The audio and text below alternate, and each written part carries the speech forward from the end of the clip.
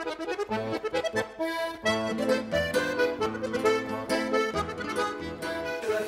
que fala de dous carros, o carriño voador e máis o carro Vicente. Coñecedes esta Capes de Campañón, que xa leron un libro que lles gustara moito esta historia.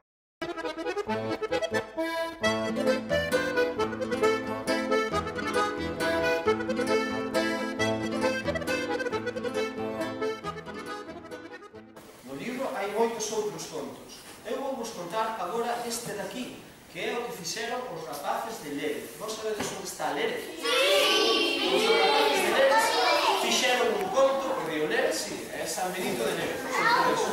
Eles fixeron un conto que se chama O Torna Ratos.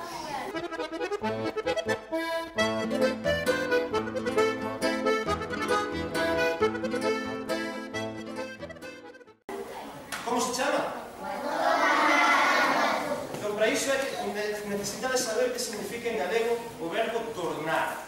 Tornar significa evitar unha cousa. Por exemplo, se calquera un de vos quixese subir e eu lle fixese non, estaría tornando. E nos hórreos que temos aquí, veredes que onde ten as patas hai uns círculos de pedra, vedelos? Sabedes para que sirven estes círculos?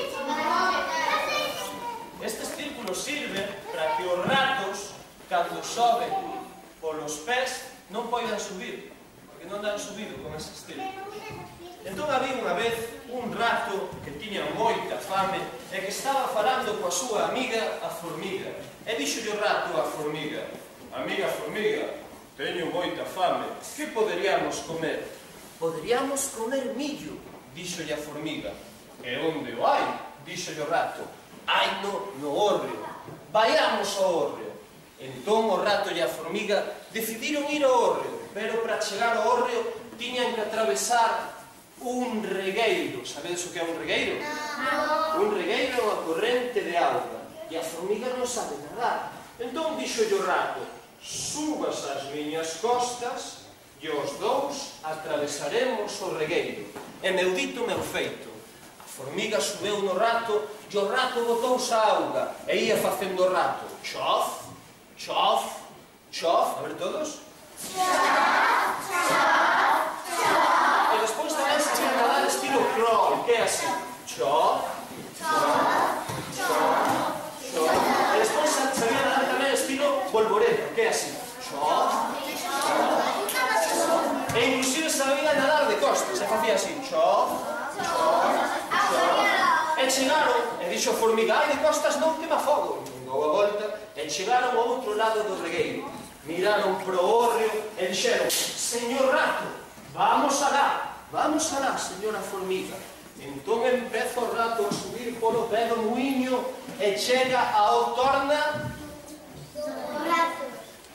tornarratos. Chegou justamente ao tornarratos e non podía subir. Entón dixolle a formiga: déixeme a min. E a formiga, que é como a Spiderman, que pode subir polas paredes, pasou o tornarratos, chegou onde estaba o millo, colleu unha espiga e colleu un gran de color amarelo.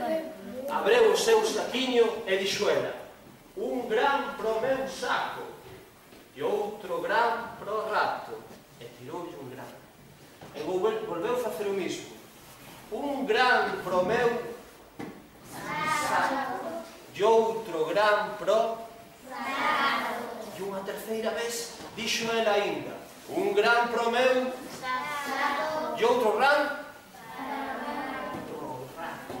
Pero nese momento o dono do canizo veu que estaban roubando o millo e chamou polo seu gato.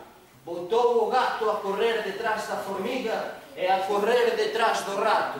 E ian correndo o rato e a formiga e o gato detrás. E o rato corría e a formiga tamén e o gato detrás, hasta que atravesaron o regueiro e desapareceron sin poder levar o millo. Entón dixo o dono do canizo, o dono do gato: nin formiga espilida, nin rato rabudo poden co meu gato barrigudo. E así acabou o conto. Gustou-vos? Sí! rapaces de ler. E vos poderede ler aquí. E hai outros contos no libro, como este que inventaron os rapaces de Campañón, que fala dun muíño.